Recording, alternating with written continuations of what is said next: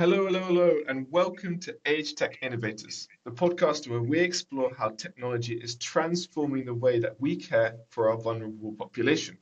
I'm Monty, your host, and each week we chat with inspiring leaders who are making a real difference in the lives of vulnerable people, sharing innovations and ideas that help support and uplift those who need it most.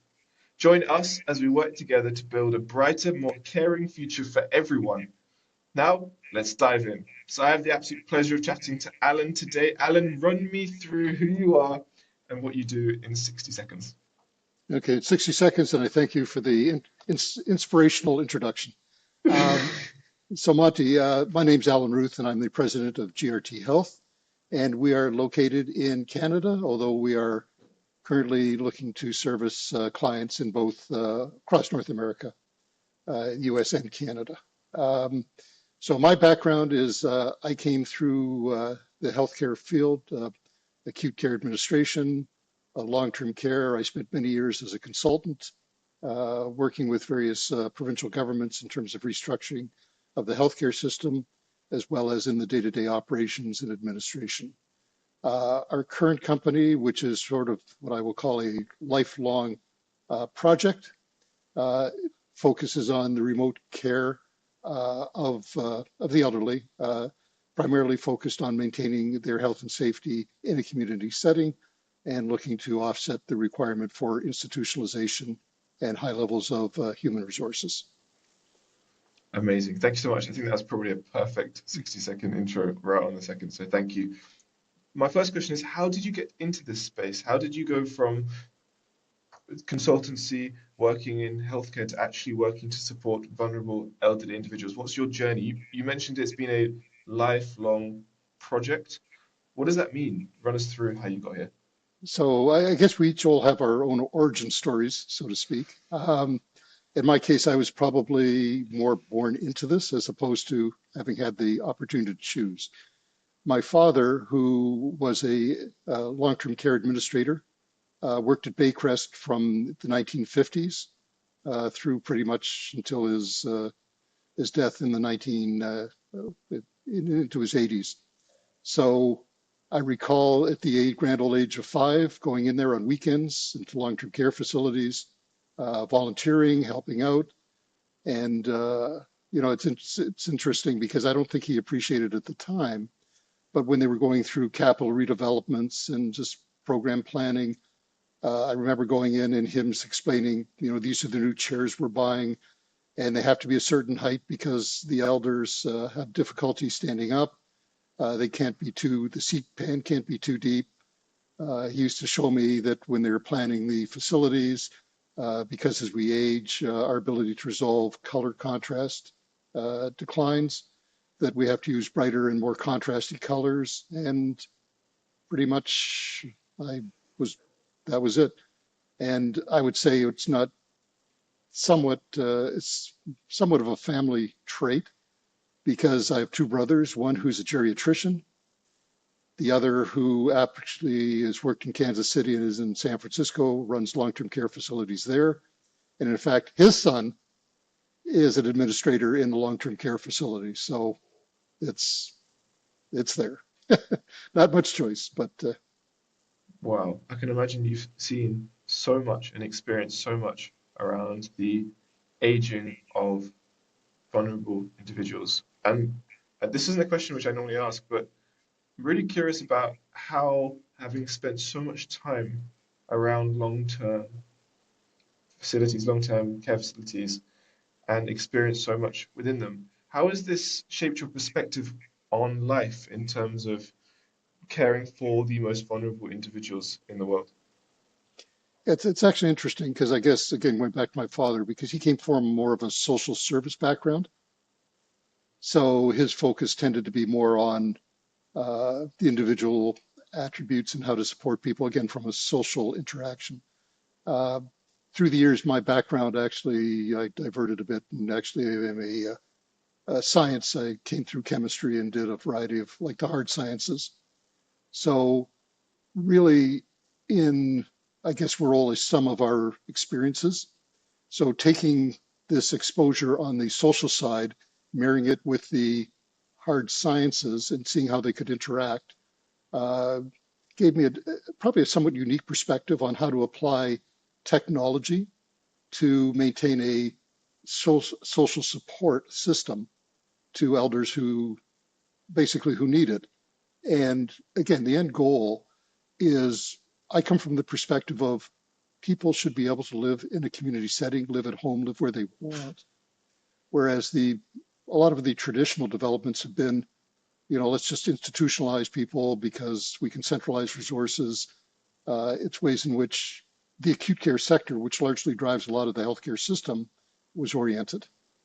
So it's somewhat of a unique perspective, but it and it's interesting what we proposed and what we do today.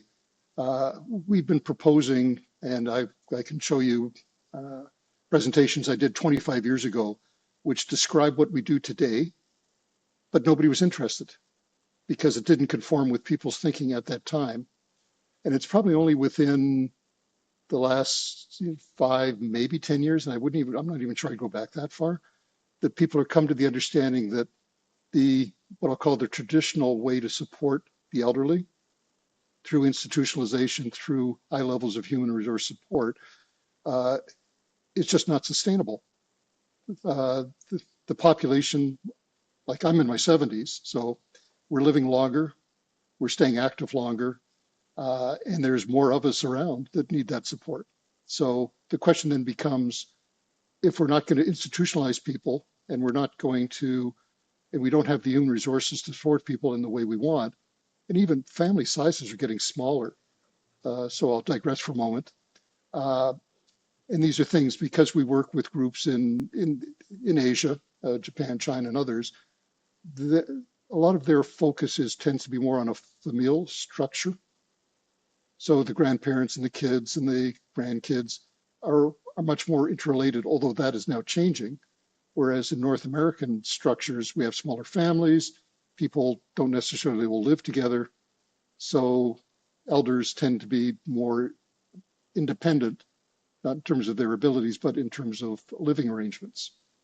So the question is, how do we backfill the supports we need as people age in place? And so, again, bringing this more hard science thinking into it, how can we apply technology as an offset to the human resources, to the institutionalization, and create a relationship in which people can continue to live at home? What do you think has been, you mentioned the perception has changed over the last 5 to, at a push, 10 years. Do you think it's the growing awareness of the increase in life expectancy that is starting to show in terms of how much pressure is being applied to the current system? Do you think it's that which has caused the change in perception of the model of how people are supported? Or is there something else that you think has contributed towards this change in perception? I'd love to say it's an altruistic understanding that we've just want to do better for our seniors and our elders, but I think you've hit the point to a great extent. It's the pressure on the existing system and quite honestly, the cost to deliver that application of the system in a way that probably was not originally meant to. To give you an example, up in Canada, we have a term called alternate level of care, which the term may not mean much to anybody outside Canada, but conceptually, what it refers to typically are people who are admitted to an acute care hospital. And when their acute issue is resolved, they're discharged home. Typically, you have a broken leg, you come in, you get it set, you go home. But what happens to the seniors population is, in a lot of cases, there's nowhere for them to be discharged to because there isn't the care or supports in the home. So they wind up staying in acute care facilities much longer than needed. And in some cases, it can be years and or decades. And the acute care sector is not set up to handle that. And the cost to support elders in that way is, again, not sustainable.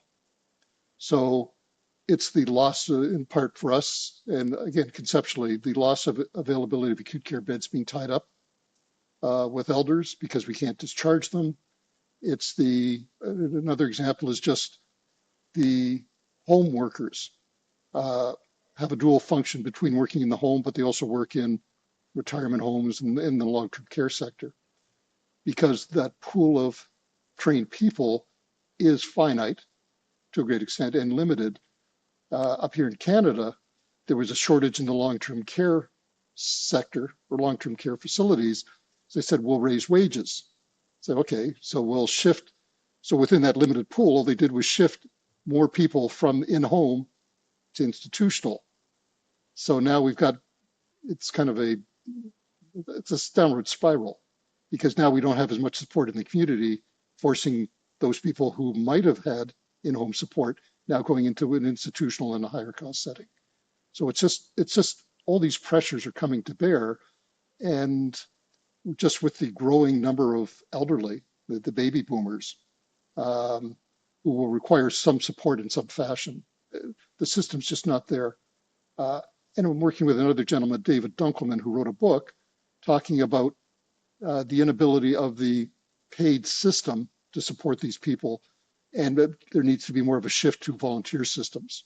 Like, how can we take people in the community to allow us, in a supportive way, to allow the seniors to live at home without having to incur all the additional costs, more of a communal type of arrangement. And it's all very interesting, and it's sort of where we position ourselves in terms of how we want to help seniors at home.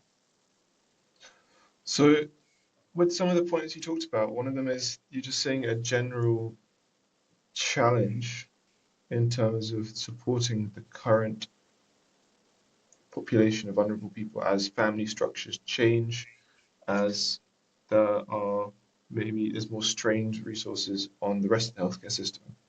If we look forward, given your experience in the last, you mentioned you went into a senior care facility or long-term care facility at the age of 5, and now did you say you're 70? In the 70, yep. Yeah. So given all of your experience, how does this look going forward? Where do you see some of the key opportunities being in this space over the next 5 to 10 years? Yeah, so I'll talk a little bit about our company. Yeah, I mean, you can take it as advertising or whatever, but it largely is informed by our opinion of where the system's going and how we can make a positive contribution.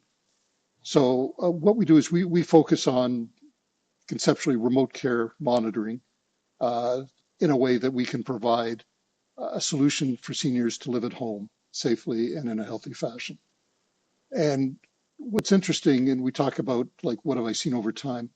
So the whole concept of remote monitoring, which to some extent evolved from telehealth and telemedicine, I would argue is largely and historically focused through interest in the acute care sector. As an example, cardiologists had heart patients. It was difficult for these heart patients, cardiac patients, to come into a clinic, so they looked at ways to do remote monitoring. We see a lot of telehealth, telemedicine, just as an example. Dial up, if you're not feeling well, call a nurse, and you may get an audio interaction, you may get an audio visual interaction. But it's, so what we've done is we've focused a little bit differently. And what we've done is we've looked at not the disease itself per se, but on the presentation of those diseases. And so what I mean by that is, if somebody has Alzheimer's, they're going to, well, I should rephrase that. If we see somebody in cognitive decline, the reason behind that is not as important as the fact is how those symptoms present themselves and how they act as barriers to people living at home, resulting in institutionalization or something else. So what we've done is focus on understanding the presentation. So cognitive decline can represent wandering for some patients or clients who live at home. It may be medication adherence. It may be food security. It may be, there's a whole bunch of ways in which this presents. So it's not so much that the Alzheimer's itself is the barrier to someone living at home. It's the way it presents itself. So when we first started out, we were largely focused on intercepting, I'll call point in time issues, like somebody wandered. So how do we intercept them before it becomes an issue, they wander off and have an adverse or consequential event. So the original developments were focused on that. But what's interesting, what we're seeing today with the abilities through AI and other analytical means is we can take that data and go from just like point in time, like I've fallen, help somebody come get me, to I'm wandering, somebody come find me, things like that, to part of our system. As an example, we have an in-home monitoring component which collects behavioral information on people in 7.5 second intervals, 24/7. So we use that to assess if the falls occurred, if people are stuck in the bathroom, if people leave when they're not supposed to. But what's interesting is as we've accumulated this data, we're now getting information about, we can create cohorts. An 85-year-old female suffering from mild declines, things like that. And we can actually create cohorts of behavioral activity and create simulations. And we can compare people to these cohort standards and say, hey, you fit within the standard, or you know what, for who you are and the way you present, you're a little bit outside the cohort. We see your activity levels are a little bit less than what we would normally expect. So rather than just wait for an event to happen, we can now intercept a trajectory and say, hey, because your activity levels are a bit lower, let's look at some activation. Let's get a physio or OT in there. Or if we see somebody falling more frequently than expected, maybe it's as simple as because the way in which they walk, they shuffle and they have shag carpets in the house. Or maybe, again, activation. But we can actually start to understand people in the context of not only how they're acting, but in a reference frame. And there's so much we're able to now do because we have these large amounts of behavioral data. And I see it just going forward in helping us better understand ways in which we can, again, not wait for adverse events to occur, but actually intercept those events and deal with them at a time.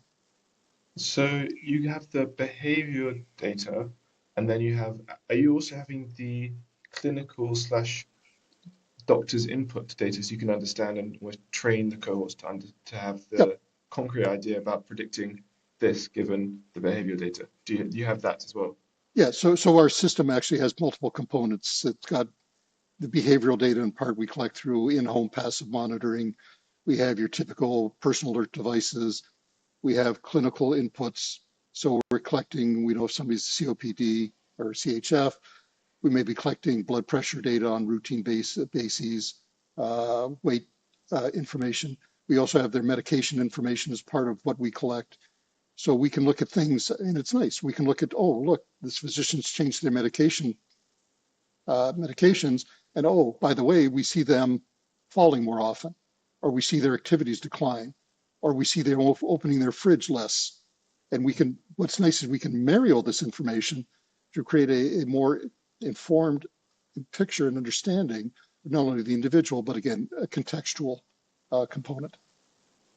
Super interesting. And obviously, I'm going to ask, are you guys considering, how are you dealing with all of this aggregated data? Because one of the things that I'm seeing is that having the behavioral data, and having the clinical medical outcomes based on the inputs is the gold standard. And then all you need to do is just chuck it into some machine learning model and then create these cohorts. Yeah. How are you finding the actual data processing? Because I think a lot of the businesses I've seen are stuck on trying to get these two pieces. Once they have these two pieces, what's the next step? How complicated was it to actually create these cohorts that you are identifying whether or not people stayed within or deviated from? Yeah, so again, to be transparent, I tend to be. I don't sell vaporware and things like that, because worst thing you can do is tell people you do something and then they come along and you don't. And Yeah. it's a big industry, but it's a very small industry. So we are in the process now of developing those cohorts from the data we've been collecting. And we're doing it. And again, some of the advances over the last couple of years in terms of AI and machine learning give us newer abilities to put that data together. Whereas 10 years ago, we were doing it on a statistical basis. Now we're doing it more on through large language models and things like that. And so, but I would also add, because we're talking about the future, and I'll put a plug in for something we're doing, which I think is really Please exciting, tell. if that's I'm gonna okay. actually, I'm gonna jump in and say, I encourage you to say everything and share everything you can about what you guys are up to because it's super, super interesting. I find it fascinating. So please plug away. So one of the things we're doing, which I think is really interesting, I mean, and when you talk about future, is one of the biggest issues confronting seniors is social isolation. Okay. And social isolation leads to a whole bunch of issues, including depression, adverse health effects, and so on and so forth. And when we first started down this road many years ago, one of the problems we identified was that as we increase the amount of remote monitoring, in some cases, we're reducing the number of human contacts.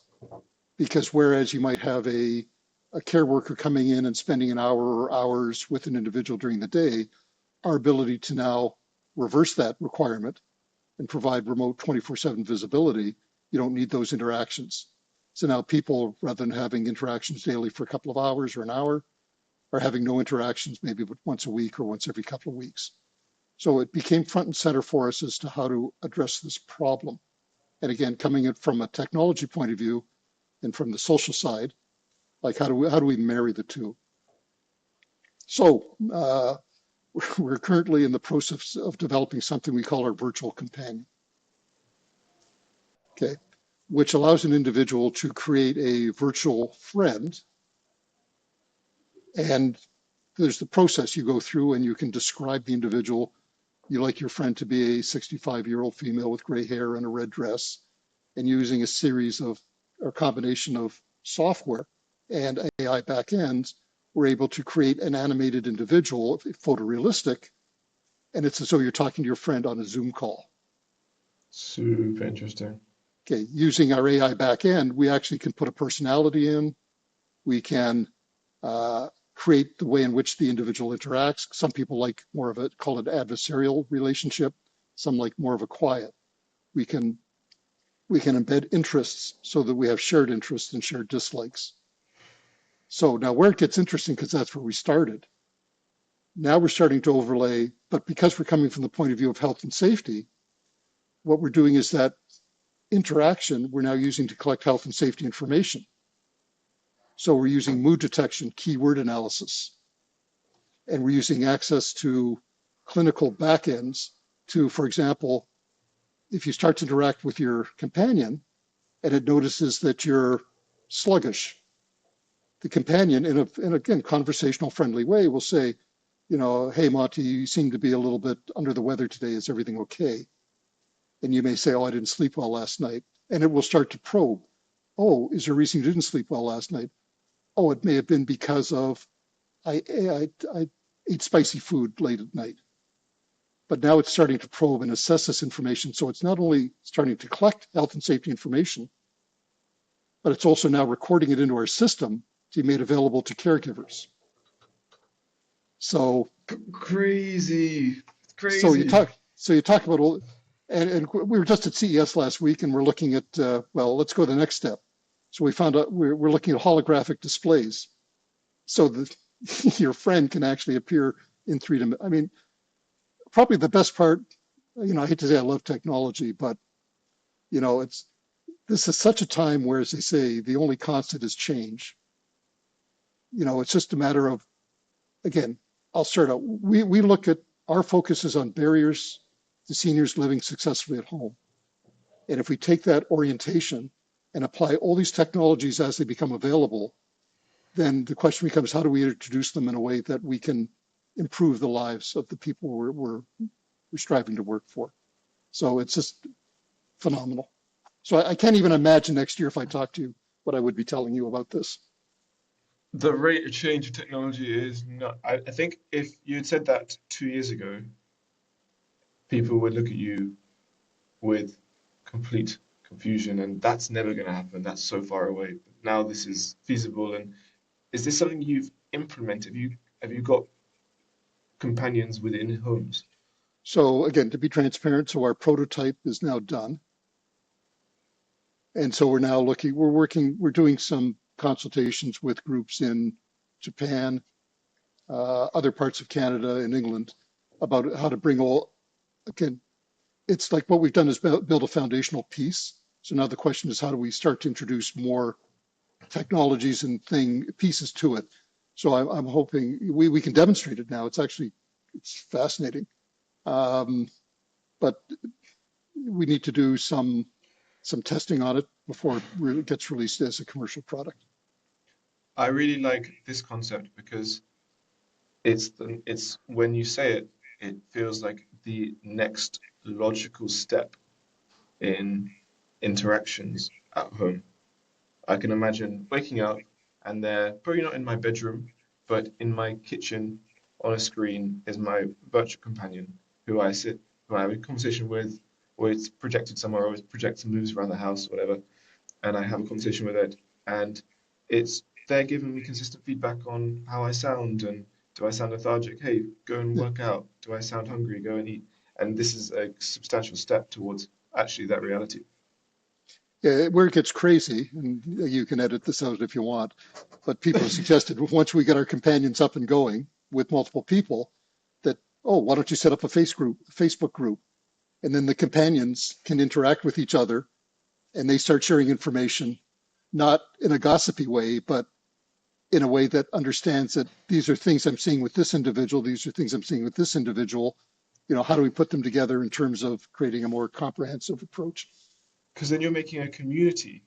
Yes. You're encouraging. So it could be me and I could have one next door neighbor, but we suddenly create four potential entities, which has a much more of a probably psychological benefit than having two separate entities in terms of Yep. security and safety that people feel.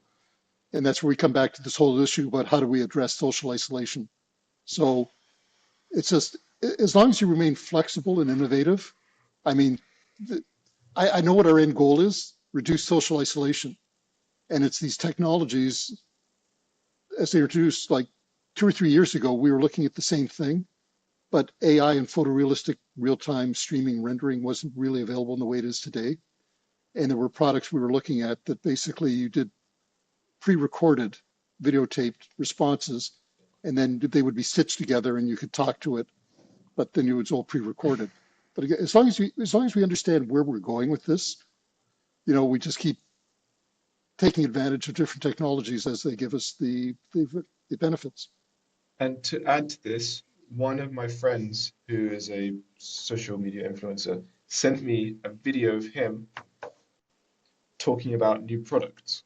And I watched the video for about 30 seconds and he sent a message afterwards saying, "Did you notice anything weird?" And he had cloned his appearance and the clone of him. I've seen voice cloning, but I haven't seen facial cloning so realistic. And so I can imagine in the future, it's not just going to be imaginary companions. It's going to be my brother, who, when I'm 90, maybe I want to have a companion with my brother who's passed away. Touch wood, he never passes away. But And in fact, and that's part of so we actually have two streams in our product. You can create a random described companion, or you can actually input an individual's picture, clone their voice, and basically put a memory map in, like where they were born, where they went to school. So to give you an example where it gets crazy, is I had a picture of my father from about 1930 in high school, black and white. I colorized it, animated it, and threw his voice onto it. So I'm now talking to my father when he was like 20 years old. what's that experience? How is that for your subconscious and your mind to be talking to a version of your father that is from a previous time? How is that? Well, I can tell you, in talking with my son, he's actually absolutely horrified that, because I keep threatening him that when you're 80 years old, you can go talk to me. And uh, and it's interesting. Some people, and it's really the option.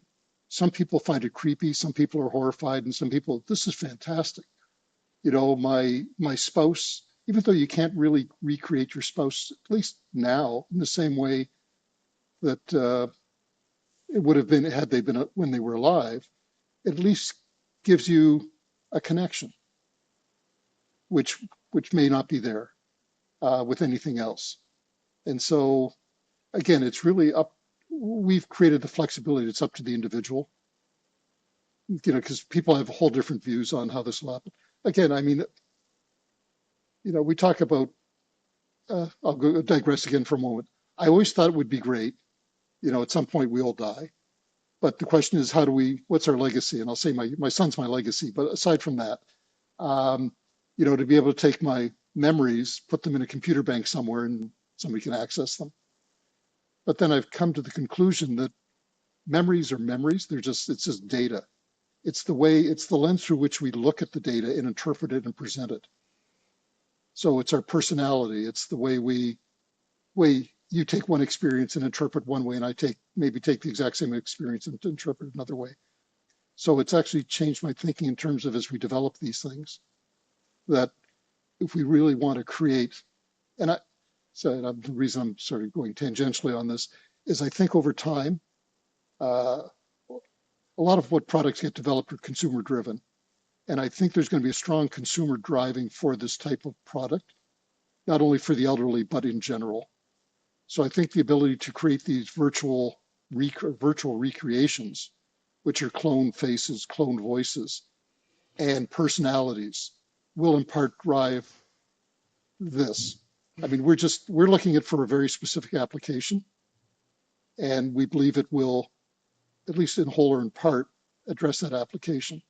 But I think sort of the general development will drive this in ways that we haven't foreseen, at least at this point, or expect at this point. I mean, that's what I say. It's a great time to be alive if you like this kind of thing, and if you want to look at it from an innovative point of view. So it's great.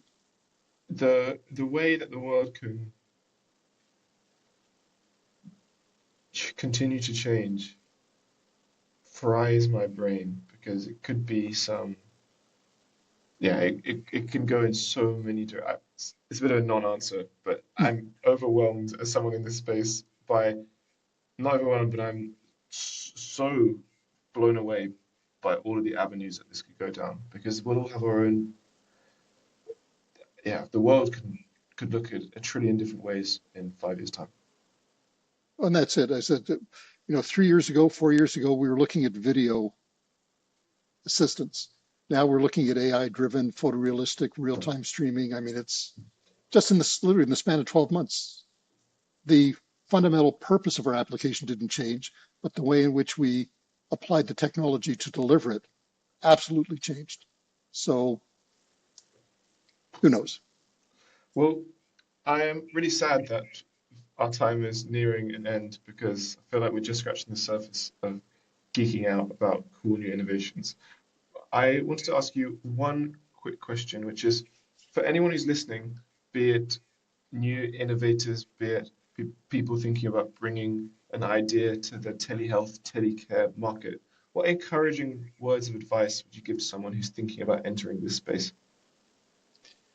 I think between the demand, the changes in technology and the availability, it's just, I use sort of the standard term, it's the Wild West, in terms of there's so many things you can do and so many ways in which you can do it. It's just you're limited by your own creativity at this point. But I will make one comment, familiar with the US market to some extent. The biggest issue confronting it all is you need to figure out a way to, you can build the greatest application in the world and it can be the saving grace of everything. But ultimately, we need to figure out how it gets paid for. So that's always a consideration. In the Canadian market, we're a little bit different because way in which we're publicly funded. So we can look at it as an offset to other publicly funded services.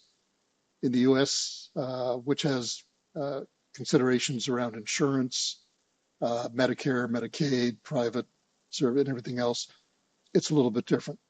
So going back to your original question, this is a phenomenal time. Again, you're only limited by your imagination, but that imagination, unfortunately, has the constraint of ultimately you got to figure out a way to to have it funded. Well, I appreciate your time, Alan. It's been eye-opening, it's been very motivating, and I'm wishing you all the success and continued innovation. Thank you very much, and look after yourself. Thank you, Monty, and I appreciate the opportunity to speak. Thanks very much. Peace. Bye-bye.